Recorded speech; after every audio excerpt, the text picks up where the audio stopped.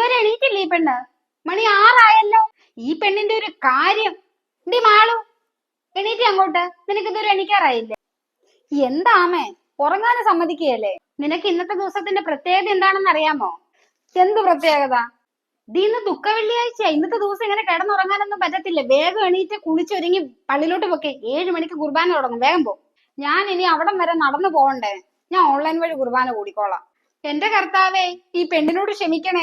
നീ ഇങ്ങനെ അങ്ങനെ പറഞ്ഞ കർത്താവിന് ദേഷ്യം വരും കേട്ടോ. വെറുതെ നീ എക്സാമിന് 8 നില പൊട്ടണത്.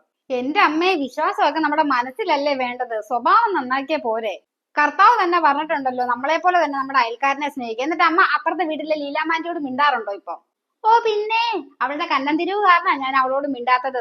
നീ ഒരു എക്സാമിന് പൊട്ടിയപ്പോഴത്തേനും അവൾ ഈ നാട്ടുകാരോട് മൊത്തം എന്റെ മോള് എക്സാമിന് പൊട്ടിയെന്ന് പറഞ്ഞുകൊണ്ട് നടന്നു. പിന്നെ അവളോട് ഞാൻ മിണ്ടണോ? അവളോട് ഞാൻ ഒരിക്കലും ക്ഷമിക്കുകയില്ല. ഇപ്പൊ എങ്ങനെ ഇരിക്കണ്?